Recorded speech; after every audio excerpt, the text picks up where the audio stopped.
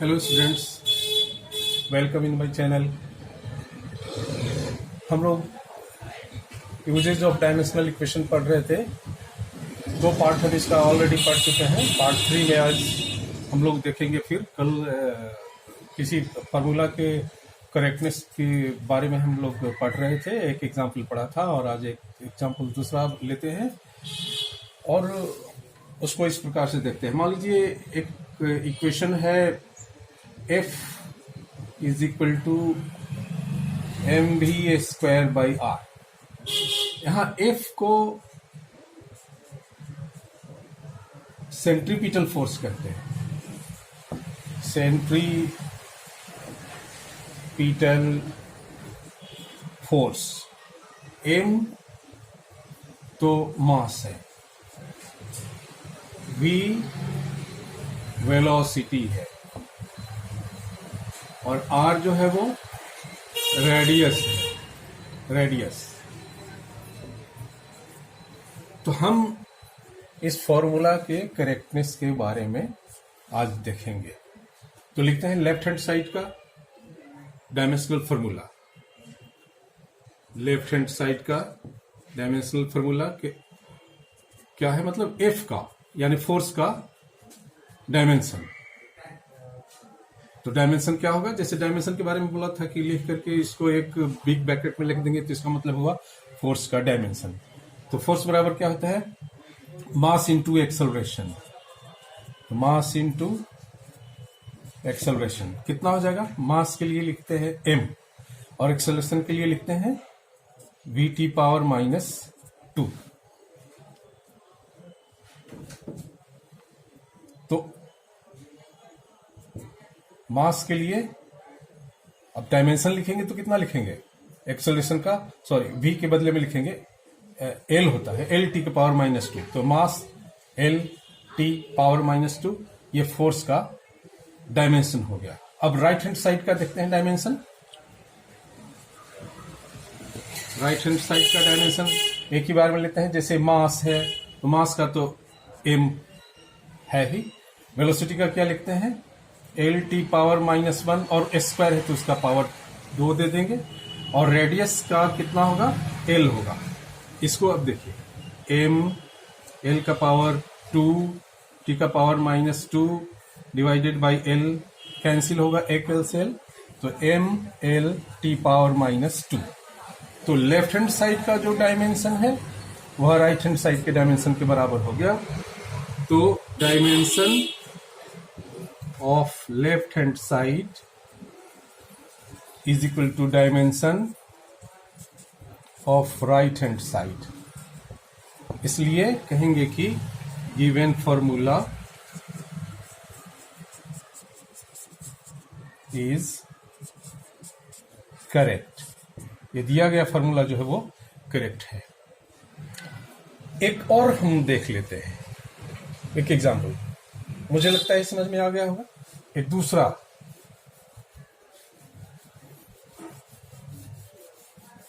Example लेते हैं।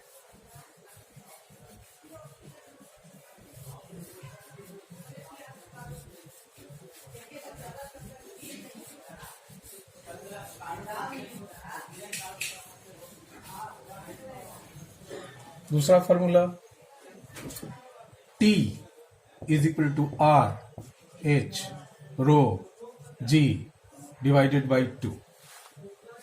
ये क्या चीज है? इसे सरफेस टेंशन का एक फॉर्मूला है और इसे भी हमें देखना है कि ये फॉर्मूला करेक्ट है कि नहीं। यहाँ T को कहते हैं सरफेस टेंशन, पृष्ठ तनाव, surface tension. R radius, H height, rho density, G acceleration due to gravity. ये फॉर्मूला हुआ। तो आप देखिए इसको फिर से। Dimension of left hand side, dimension of left hand side मतलब टी का डायमेंशन क्या होगा, इसका फॉर्मूला होता है फोर्स और डिवाइडेड बाय लेंथ। मैंने आपको बताया था बच्चों कि किसी भी फिजिकल क्वांटिटी का यूनिट लिखना हो या डायमेंशन लिखना हो तो उसका फॉर्मूला जानना जरूरी है, उसका डिफिनीशन जानना जरूरी है। तो फोर्स पर यूनिट लेंथ को सरफेस टेंशन कहते हैं।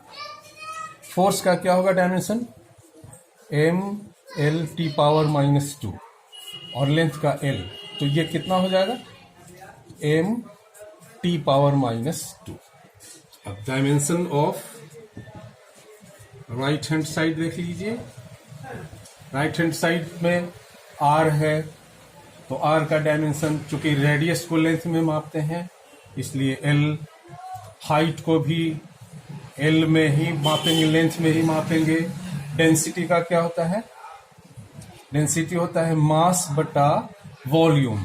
तो मास और वॉल्यूम के लिए पावर एल का 3 देंगे, लेकिन ऊपर जाने पर ये -3 हो जाएगा। और एक्सेलरेशन ड्यू टू ग्रेविटी मतलब एल टी पावर -2। और 2 का डायमेंशन नहीं होता है, डायमेंशनलेस। अब इसको कैलकुलेट करिए, एल का पावर कितना हो जाएगा, 1 2 और 3, तो एल का पावर हो जाएगा यहाँ 3। फिर एम का 1 2 और 3, एल का पावर 3 हो गया, एम हो गया यहाँ पावर 1, टी का पावर हो जाएगा -2 और यहाँ एल का पावर -3। तो एल का पावर 3 और एल का पावर -3 कैंसिल हो गया, बच जाएगा क्या, एम टी का पावर -2। तो इस प्रकार से आप देख लीजिए, लेफ्ट हैंड साइड का जो डायमेंशन है वह राइट हैंड साइड के डायमेंशन के बराबर हो गया। यहाँ लिखेंगे dimension of left hand side is equal to dimension of right hand side. So given formula is correct। तो मुझे लगता है ये और भी क्लियर हो गया होगा आपको, बहुत अच्छी तरह से समझ गए होंगे आप कि किस तरह से किसी भी फॉर्मूला दिया गया फॉर्मूला का करेक्टनेस का आप चेक कर सकते हैं। फिर अब हम एक और दिखाते हैं।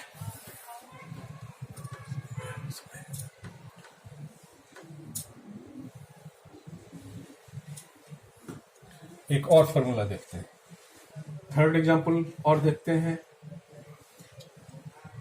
जैसे है एक्सेलरेशन, क्या होता है, v²/r, सेंट्रीपिटल एक्सेलरेशन इसको कहते हैं। ये सेंट्रीपिटल एक्सेलरेशन है। एक कितना हो गया, सेंट्रीपिटल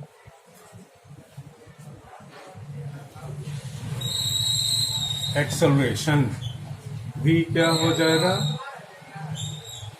वेलोसिटी। आप जानते हैं कि सर्कुलर मोशन में जब कोई ऑब्जेक्ट होता है तो उस पर एक सेंटर की ओर एक्सेलरेशन लगता है, उस एक्सेलरेशन को सेंट्रीपिटल एक्सेलरेशन कहते हैं। उसका वैल्यू जो होता है वेलोसिटी स्क्वायर बाय रेडियस होता है। जिस सर्कुलर पाथ पर पार्टिकल ट्रेवल करते रहता है, मूव करते रहता है, उसका रेडियस होता है। तो v वेलोसिटी हो गया और r जो हो गया उसका रेडियस होगा। तो हम let us check the correctness of this formula. तो लेफ्ट हैंड साइड का dimension, dimension of left hand side, यानी ए का डायमेंशन लिखना होगा। आप जानते हैं एक्सेलरेशन का डायमेंशन एल टी का पावर -2 होता है। Dimension of right hand side यानी डायमेंशन ऑफ v²/r। वेलोसिटी का डायमेंशन कितना होता है, एल टी पावर -1, इसका स्क्वायर कर देंगे और रेडियस का l, तो हो जाएगा l² टी का पावर -2 डिवाइडेड बाई l, मिल जाएगा एल टी पावर -2। आप देखेंगे कि dimension of left hand side is equal to the dimension of right hand side. So dimension of left hand side is equal to dimension of right hand side, hence the given formula is correct. तो ये आप ढेर सारे formula को लेकर के और उसके करेक्टनेस का टेस्ट आप कर सकते हैं कि वो करेक्ट है कि नहीं है। प्रोसेस यही रहेगा, इसी प्रोसेस से हम उसके करेक्टनेस का टेस्ट करेंगे। जो यूज ऑफ डायमेंशनल इक्वेशन हमने बताया था कि 3 प्रकार का होता है। पहला है किसी भी फिजिकल क्वांटिटी की यूनिट को एक सिस्टम से दूसरे सिस्टम में कन्वर्ट करने का। दूसरा मैंने बताया था कि किसी भी फॉर्मूला के करेक्टनेस को चेक करने का कि वो करेक्ट है कि नहीं है। और थर्ड, अब हम लोग थर्ड यूज में जाएंगे। थर्ड यूज के बारे में हम लोग देखते हैं।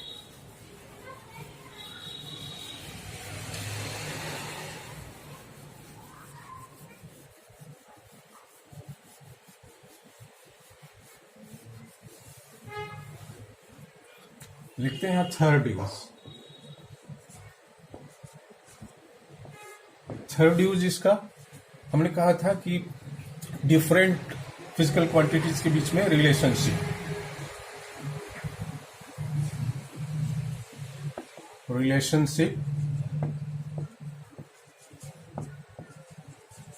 बिटवीन डिफरेंट फिजिकल क्वांटिटीज कैसे करेंगे। अब ये जान लीजिए कि किसी भी ये मालूम हो कि कोई फिजिकल क्वांटिटी किन किन और अन्य फिजिकल क्वांटिटीज पर डिपेंड करता है, तो हम उनके बीच में रिलेशनशिप इजिली एस्टेब्लिश कर सकते हैं। ये जान लीजिए। क्या मैंने कहा कि कोई फिजिकल क्वांटिटी और दूसरे किन्हीं फिजिकल क्वांटिटीज पर डिपेंड करे, यह जान लें तो हम उनके बीच में इजिली रिलेशनशिप एस्टेब्लिश कर सकते हैं। अब जैसे एक एग्जांपल ले लेते हैं। एक एग्जांपल लिया जाए,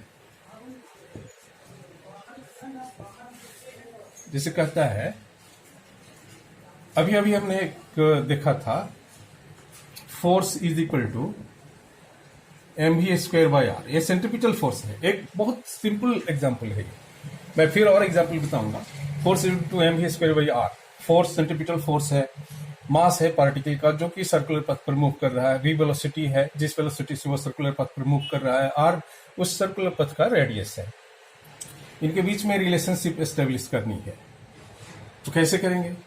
हम ये जान रहे हैं कि जो सेंट्रीपिटल फोर्स है वो किन किन बातों पर डिपेंड कर रहा है। जो पार्टिकल सर्कुलर पथ पर मूव कर रहा है उसके मास पर डिपेंड कर रहा है, उसके वेलोसिटी पर डिपेंड कर रहा है, और जो सर्कुलर पथ का रेडियस है उसके रेडियस पर डिपेंड कर रहा है। तो मान लीजिए कि ये जो सेंट्रीपिटल फोर्स है वह प्रोपोर्शनल है पार्टिकल के मास का, पार्टिकल जिस वेलोसिटी से मूव कर रहा है उसके वेलोसिटी का और रेडियस का। और पावर यहां दे देते हैं A, पावर यहां देते हैं B और पावर यहां दे देते हैं C। फिर F इज इक्वल टू, एक कांस्टेंट लिखते हैं K, और M का पावर A, V का पावर B और R का पावर C, और इसको लिख देते हैं इक्वेशन नंबर 1। यहां पर हियर K क्या है, एक डायमेंशनलेस कांस्टेंट है, इसका कोई डायमेंशन नहीं। Dimension less constant, and A, B and C are the powers of M, V and R respectively। तो अब दोनों तरफ के डायमेंशन लिखिए। Writing the dimensions of the physical quantities on both sides. तो फोर्स का क्या होगा डायमेंशन,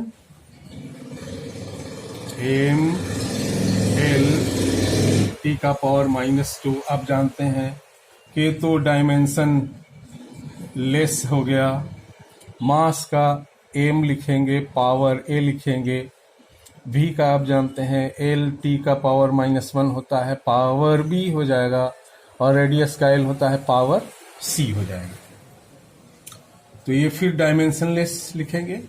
यहां पावर m का कितना हो गया, a, और एल का पावर यहां पर कितना है, बी है, और एल का पावर यहां सी है, तो एल का पावर कितना हो जाएगा, बी प्लस सी, और टी का पावर कितना हो जाएगा, माइनस बी। तो प्रिंसिपल ऑफ होमोजेनाइटी से हम दोनों तरफ के पावर्स को इक्वेट करेंगे। From the principle of homogeneity, equating the powers on both sides, दोनों तरफ के पावर, जैसे m का पावर कितना है, 1 है, तो m का पावर a है, इसका मतलब ये हुआ a बराबर 1। l का पावर b प्लस c है और यहां 1 है, तो b plus c is equal to 1। t का पावर माइनस b है, t का पावर -2 है, तो b is equal to 2। Let it be equation number 1, equation number 2, equation number 3, ये हो गया। अब इनको फिर से देखिए, अब यहां a बराबर 1 है, b बराबर 1 है, तो फ्रॉम 2 c बराबर क्या हो जाएगा, 1 माइनस b, तो 1 माइनस b का वैल्यू 2 है, यानी -1, और इन सारे वैल्यूज को पुट कर दीजिए इक्वेशन 1 में, क्या हो जाएगा,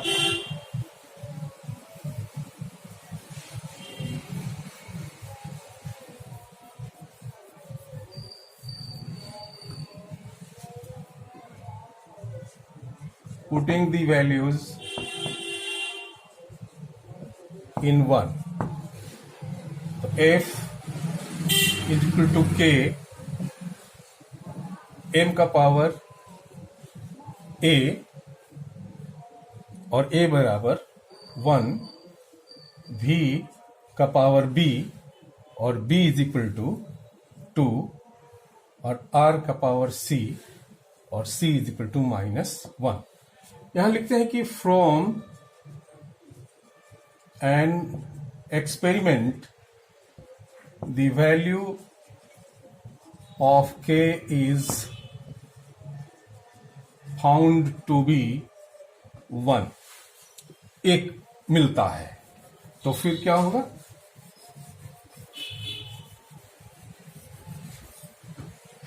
f is equal to k का वैल्यू 1, m v स्क्वायर, और r का पावर 1 बाई r हो जाएगा, क्योंकि r का पावर -1 है, इसलिए f is equal to m v square by r। यही हमें एस्टेब्लिश करना था। तो इस तरह से इजिली हम किसी भी फिजिकल क्वांटिटीज का और डिफरेंट फिजिकल क्वांटिटीज के बीच में रिलेशनशिप डायमेंशनल इक्वेशन का यूज करते हुए कर सकते हैं। फिर हम नेक्स्ट क्लास में इसके बारे में बात करेंगे। आपको कोई भी किसी भी प्रकार का प्रॉब्लम हो तो फिर से आप हमें कांटेक्ट कर सकते हैं। अगर आपको ये वीडियो अच्छा लगा तो आप हमें लाइक करें, शेयर करें और सब्सक्राइब करना नहीं भूलें। थैंक यू बच्चों, थैंक यू।